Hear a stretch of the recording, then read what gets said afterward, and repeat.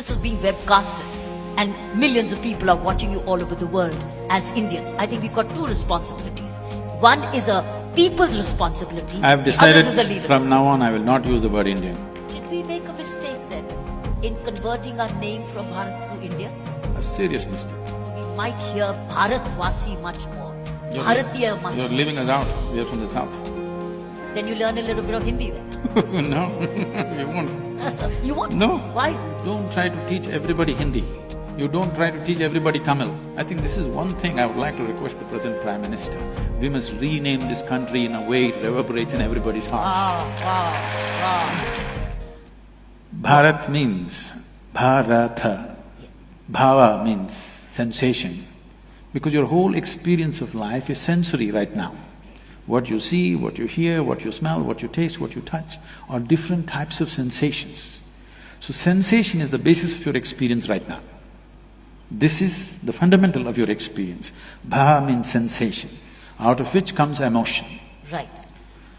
Ra means raga or the tune. The tune is not yours, the existence has already set the tune. You cannot set the tune. Now you have to just find the rhythm, which is the thala. If you find the right rhythm, you are a fantastic human being. If you miss the rhythm, you're crushed by the process of life. So we called this nation Bharata, and the first, or not necessarily the first, one of the great kings of the past was Bharata. People say the country is named after him. No, he is named after the country. There are so many Bharats and Bharatis in this country. Their country is not named after them. They are named after this nationhood. Did we make a mistake then in converting our name from Bharat to India?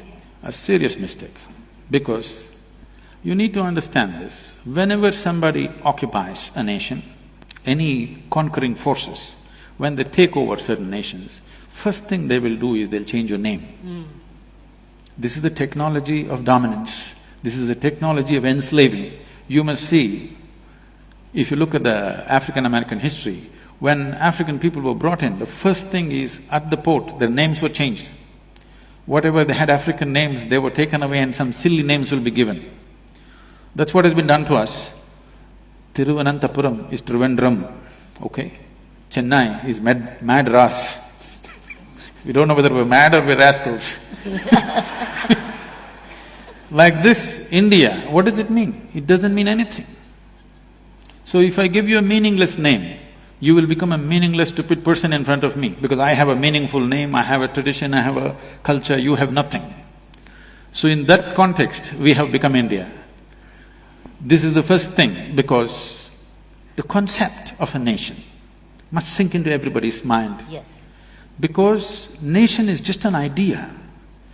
When this idea burns through your mind and sinks into your heart and your passion is risen towards that, then you have a real nation. Otherwise, nation is just in the paper. This is the unfortunate reality for us right now. So at least when they left in 1947, the first thing we should have done is change the name in such a way that it resonates in some way in everybody's mind. Right. Now you are using an English name for an Indian nation. Hardly 2–3% of us can speak English language in this country properly, okay? The remaining people are essentially left out. I think this is one thing I would like to request the present Prime Minister. We must rename this country in a way it reverberates in everybody's hearts. Wow.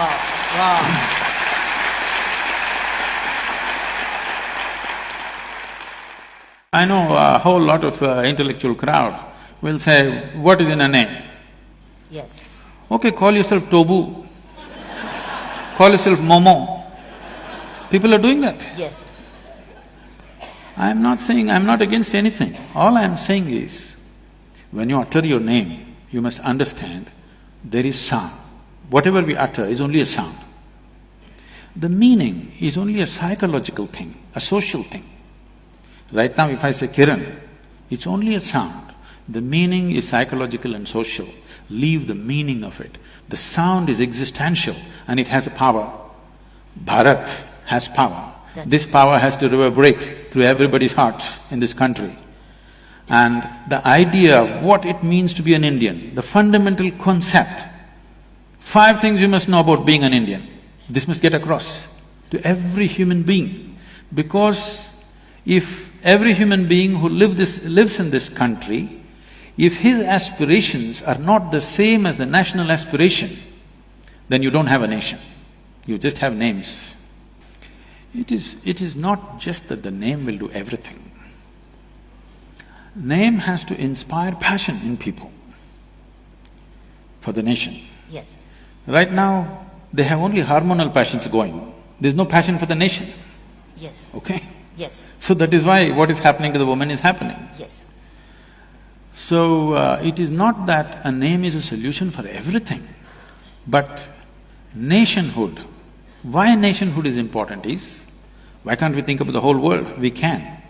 But nationhood is the largest piece of humanity that you can be committed to right now. That's why a nation is important. When we say you are committed to this nation and its well-being, that means at least if not 7.2 billion people, at least you're committed to 1.25 billion people, which is a great step from being committed to your own personal well-being. Yes. So in that sense, nation is important. As a spiritual being, for me, I'm not a nationalistic person that way. I would like to look at every human being and every creature on this planet the same way, that's how I am.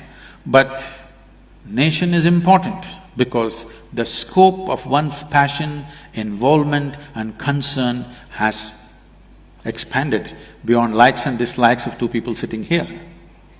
I think with the return, as we notice, return of Hindi much more. In the last 10 days, Hindi has returned much more. So we might hear Bharatvasi much more, Bharatiya much more. You're leaving us out, we are from the south. Then you learn a little bit of Hindi then. No, we won't. You won't? No. Why? That is why I'm telling you, it is not the sameness which binds us. We are different people, but we are fine together. That is the nation, that is the nature of this country. That is what has to be encouraged. Okay. You don't try to teach everybody Hindi. You don't try to teach everybody Tamil. I speak Tamil, you speak this thing, you eat paratha but I eat idli, I think that's the best thing, you think that is the best thing, it doesn't matter. But we have no issues.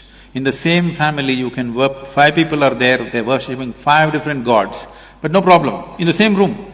I don't see an imposition, I see more of a promotion. That's what I feel. That will happen anyway. We are in a cusp, where we are in a position today, we've got a decisive mandate. I'm not being political, but that's a political reality today. We have a decisive mandate today. Where does this mandate begin from? And where do we all fall in? Where do we fall in place? Because this is being webcasted and millions of people are watching you all over the world as Indians. I think we've got 2 responsibilities. One is a people's responsibility, I have the other decided is a leader's. from now on I will not use the word Indian.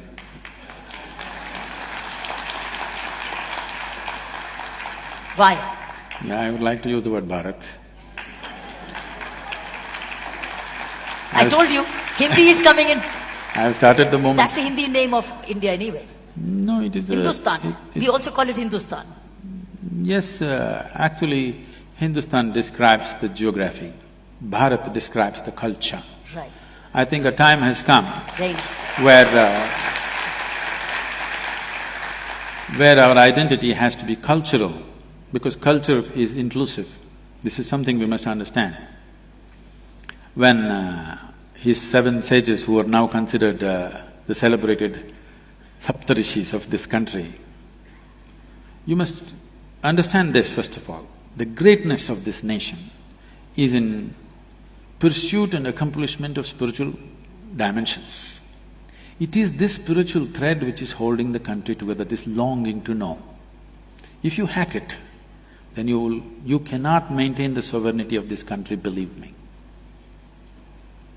Is it religion? It is not religion. No? No, I'm telling you, the nationhood, what we call as Bharat, predates all religion. So when Adi Yogi was asked by the 7 sages, how many ways can we attain? He said, if you use your physical body as a foundation, there are 112 ways of realizing the divine. But if you transcend the physical body, then as many atoms there are in the universe, that many doorways are there. Do you call this a religion? No. Religion means that you believe this is it. And unfortunately, religious teachings, a whole lot of religious teachings do not believe in nationhood. They do not believe in the fundamental existence of a nation. Now, this is not about going with somebody, for somebody, no.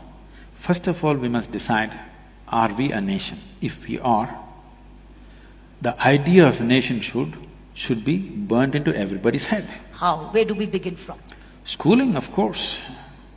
With the teachers with no general knowledge? You can train them in a summer. Who trains them? This is what needs determination in the leadership, that's what I'm saying. What is this country? See, I must tell you this. The United States of America, in the 20s particularly, when a whole lot of Italians and others, particularly Italians, a lot of them moving to United States, now they speak their own language, they eat their own food, they're among themselves, they will not mix with the so-called American thing because their culture they think is richer, they're somewhat, like a exuberant population like India at that time, so they won't mix. So the US government did something which is amazing, which today I'm sure a whole lot of intellectuals will brand this as fascist, but they'll all queuing up to go to United States, of course. US government made posters. For Germans, one kind of posters, for Italians, one kind of posters, Jewish people, another kind of posters. Within the kitchen of every home, they must fix this poster, okay?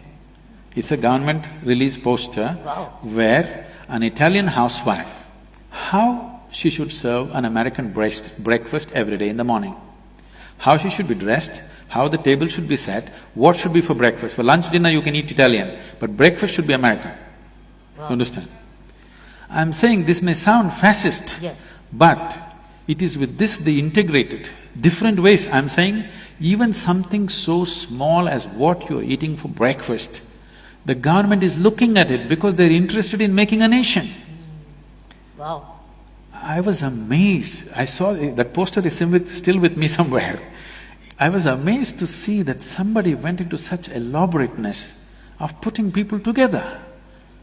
If you'd left them like that, they would all be separate nations within a nation and fighting with each other. Absolutely. Whatever said and done, America is such a melting pot, but one nation,